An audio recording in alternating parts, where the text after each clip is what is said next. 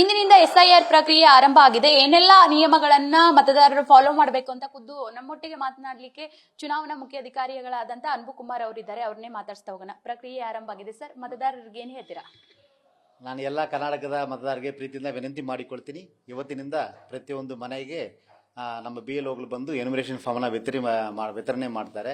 So ನಾನು ಪ್ರತಿಯೊಂದು ಮತದಾರರ ವಿನಂತಿ ಮಾಡ್ತೀನಿ, ಈ ರೀತಿ ಫಾರ್ಮ್ ತಮ್ಮ ಮನೆಗೆ ಬಂದ ಸಂದರ್ಭಗಳಲ್ಲಿ ದಯವಿಟ್ಟು ಈ ಫಾರ್ಮಲ್ಲಿ ತಮ್ಮದು ಫೋಟೋ ಹಳೆಯದಾಗಿದ್ದಲ್ಲಿ ಹೊಸ ಫೋಟೋನ ಹಚ್ಚಿ ಫಿಲ್ಅಪ್ ಮಾಡಿ ಸಹಿ ಮಾಡಿ BLO ಹತ್ರ ಕಡ್ಡಾಯವಾಗಿ ವಾಪಸ್ ಕೊಡಿ ಎಂದು ವಿನಂತಿ ಮಾಡ್ತೀನಿ. ಯಾರ್ಯಾರ್ದೆಲ್ಲ ಹೆಸರು 16/6/2026 ಮತದಾರ ಪಟ್ಟಿಲಿ ಹೆಸರಿತ್ತು ಅವ್ರ ಪ್ರತಿಯೊಬ್ಬರ ಮನೆಗೆ ಅಡ್ರೆಸ್ಗೆ ಎನ್ಯುಮರೇಷನ್ ಫಾರ್ಮ್ ನಮ್ಮ BLOಗಳು ವಿತರಣೆ ಮಾಡಲಿಕ್ಕೆ ಶುರು ಮಾಡಿದ್ದಾರೆ. ಈ ಪ್ರಕ್ರಿಯೆ ಇವತ್ತಿನಿಂದ 29 ಜುಲೈ ತನಕ ನಡೀತಿರ್ತದೆ.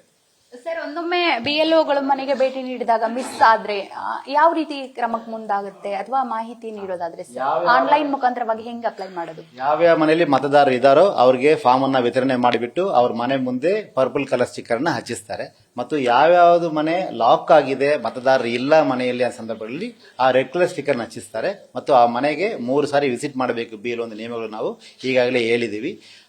ಅಕಸ್ಮಾತ್ ಯಾರಾದರೂ ಊರಲ್ಲೇ ಇಲ್ಲ ಯಾವುದೇ ರೀತಿಯಲ್ಲಿ ಫಾರ್ಮ್ ತಗೊಳ್ಳೋಕ್ಕಾಗಲ್ಲ ಅಂತ ಸಂದರ್ಭಗಳಲ್ಲಿ ಅವರು ಆನ್ಲೈನ್ ನಲ್ಲಿ ಫಾರ್ಮ್ ಸಬ್ಮಿಟ್ ಮಾಡಲಿಕ್ಕೆ ಅವಕಾಶ ಇದೆ. ಇವತ್ತು ಬೆಳಗ್ಗೆಯಿಂದ ಮಾಡಿಲ್ನು ಓಪನ್ ಆಗಿದೆ. ನಮ್ಮ ವೆಬ್ಸೈಟ್ ಅದರ ಕುರಿತ ಮಾಹಿತಿಯನ್ನು ಪಡೆಯಬಹುದಾಗಿದೆ. ಸರ್, ನೂತನವಾಗಿ ಮತದಾರರ ಪಟ್ಟಿಗೆ ಅರ್ಜಿ ಹಾಕ್ಲಿಕ್ಕೆ ಎಷ್ಟುವರೆಗೂ ಟೈಮ್ ಇದೆ ಸರ್? ನಮ್ಮ SIR ಪ್ರಕಾರ ಎಲಿಜಿಬಲ್ ಡೇಟ್ ಕ್ವಾಲಿಫೈಯಿಂಗ್ ಡೇಟ್ ಎಂಬುದು 1/10/2026 ಆಗಿರ್ತದೆ. ಅಂದರೆ ಅಕ್ಟೋಬರ್ 1ಕ್ಕೆ ಯಾರ್ಯಾರು 18 ವಯಸ್ಸೆಲ್ಲ ಪೂರ್ತಿ ಮಾಡ್ತಾರೋ ಅವರು ಎಲ್ಲರೂ ಫಾರ್ಮ್ 6 ಆಗಲಿಕ್ಕೆ ಅರ್ಹರಾಗಿರ್ತಾರೆ. ಅದರಿಂದ ನಾನು ಎಲ್ಲ ಹೊಸ ಮತದಾರರ ಹತ್ರ ವಿನಂತಿ ಮಾಡಿಕೊಳ್ತೀನಿ, we welcome all of you, kindly get the form 6 from our BLO, fill the form and hand over the form to BLO. Definitely you will be enrolled into the electoral roll.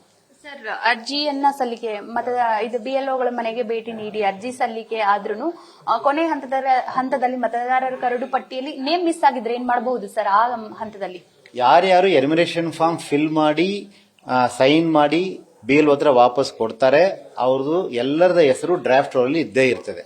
Draft roll ಆದ ನಂತರ ಮತದಾರರ ಕುರಿತ ಹೆಚ್ಚಿನ ಮಾಹಿತಿ ಬೇಕಿದ್ದ ಸಂದರ್ಭಗಳಲ್ಲಿ ERO ಅವರು ಆವಾಗ ನಿಯಮಾನುಸಾರ ಕ್ರಮ ಕೈಗೊಳ್ತಾರೆ. ಅದು ಕುರಿತು ನಾನು ಆಗಸ್ಟ್ 5 ಆದ ಮೇಲೆ ವಿವರವಾಗಿ ನಾನು ತಿಳಿಸ್ತೀನಿ. ಸರ್, ಔಟ್ ಆಫ್ ಸ್ಟೇಟ್ ಇದ್ದವರು ಯಾವ ರೀತಿ ಈ ಒಂದು ಪ್ರಕ್ರಿಯೆಯಲ್ಲಿ ಭಾಗಿಯಾಗಬಹುದು ಸರ್? ಈಗ ಈ ಮತದಾರರ ಎನ್ಯುಮರೇಷನ್ ಫಾರ್ಮ್ ಬಹಳ ಸ್ಪಷ್ಟವಾಗಿ ಹೇಳಿದ್ದಾರೆ. ಇಲ್ಲಿ ಕೆಳಗೆ ಒಂದು ಷರತ್ತು ಹಾಕಿದ್ದಾರೆ, ಅಕಸ್ಮಾತ್ ಮತದಾರರು ಸೈನ್ ಮಾಡಬಹುದು. ಮತದಾರರು ಇಲ್ಲದೇ ಇರುವ ಸಂದರ್ಭಗಳಲ್ಲಿ ಅಕಸ್ಮಾತ್ ಮತದಾರರು ಹೊರಗಡೆ ಬೇರೆ ನೆಲದಲ್ಲಿ any adult member of the family, ತನ್ನ ಕುಟುಂಬದ ಯಾವುದೇ ಒಂದು ಅಡಲ್ಟ್ ಮೆಂಬರ್ ಸೈನ್ ಮಾಡಬಹುದು ಎಂದು ಷರತ್ತನ್ನು ಕೊಟ್ಟಿದ್ದಾರೆ. ಅದರಿಂದ ಉದಾಹರಣೆಗೆ ಯಾವುದೋ ಒಂದು ರೀತಿಯಲ್ಲಿ ಒಂದು ಮನೆಯಲ್ಲಿ ಯಜಮಾನರು ಬೇರೆ ಕಡೆ ಕೆಲಸಕ್ಕಿದ್ರೆ ಮನೆಯವರು ಅಥವಾ ಅವ್ರ ಮಕ್ಕಳು ಸೈನ್ ಮಾಡಬಹುದು. ತಂದೆ ತಾಯಿ ಪರವಾಗಿ ಮಕ್ಕಳು, ಮಕ್ಕಳ ಪರವಾಗಿ ತಂದೆ ತಾಯಿ, ಅಣ್ಣ ಪರವಾಗಿ ತಮ್ಮ, ಅಕ್ಕ ಪರವಾಗಿ ತಂಗಿ, ಯಾರು ಬೇಕಾದ್ರೂ ಸೈನ್ ಮಾಡಬಹುದು. ನೋಡಿದ್ರಲ್ಲ, SIR ಪ್ರಕ್ರಿಯೆಯಲ್ಲಿ ಮತದಾರರು ಯಾವ ರೀತಿ ಭಾಗಿಯಾಗಬೇಕು, ಏನೆಲ್ಲ ಮಾಹಿತಿಯನ್ನ ನೀಡಬೇಕು ಅಂತ ಖುದ್ದು ಚುನಾವಣಾ ಮುಖ್ಯ ಅಧಿಕಾರಿಯಾದಂತಹ ಅನ್ಬು ಕುಮಾರ್ ಅವರು ಮಾಹಿತಿ ನೀಡಿರುವಂತದ್ದು. ಕ್ಯಾಮರಾ ಪರ್ಸನ್ ಪವನ್ ಜೊತೆ Savitha Ramachandra, news first Bengaluru. News first ನಿರ್ಭೀತಿಯಿಂದ ನಿಮ್ಮ ಪರವಾಗಿ.